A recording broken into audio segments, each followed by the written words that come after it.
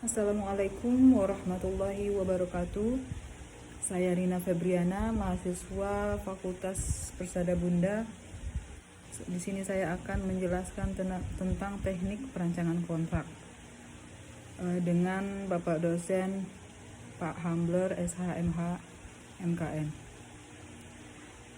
Kontrak adalah perjanjian. Dalam kenyataannya tidak dibedakan istilah kontrak atau perjanjian, walaupun dalam teori sering dibedakan. Kontrak merupakan kesepakatan antara satu atau lebih pihak yang berisi prestasi, yaitu hak dan kewajiban. Perjanjian tidak harus bersifat komersial, seperti perjanjian nikah misalnya. Nah, itu merupakan perjanjian yang tidak bersifat komersial. Sementara perjanjian yang bersifat komersial ini sering disebut sebagai kontrak atau perjanjian bisnis.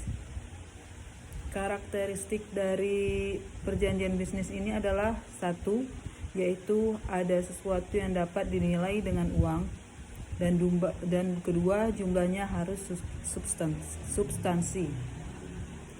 Istilah kontrak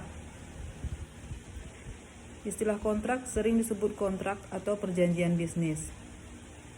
Dalam pasal 1338 KUH Perdata tentang kebebasan berkontrak yang berbunyi yaitu semua persetujuan yang dibuat secara sah berlaku sebagai undang-undang bagi mereka yang membuatnya.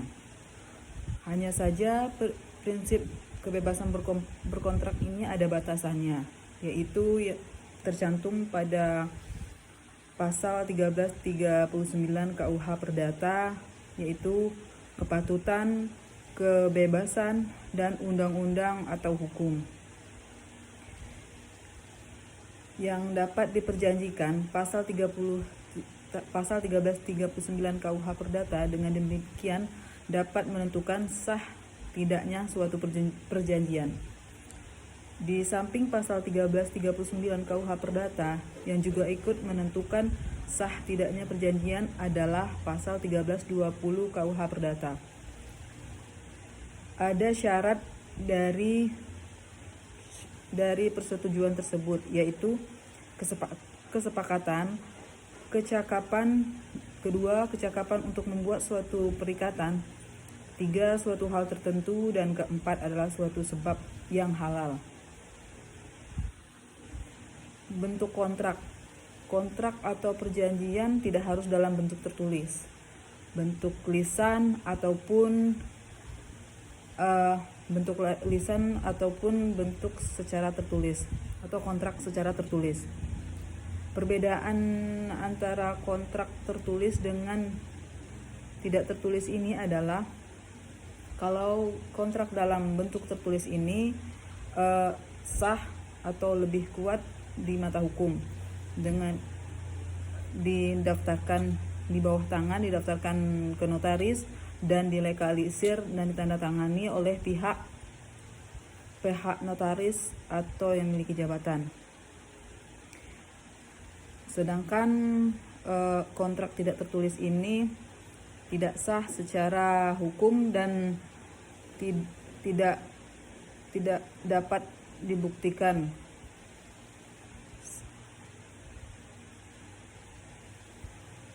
Ketentuan tentang materai diatur dalam Undang-Undang Nomor 13 Tahun 1985 tentang biaya materai.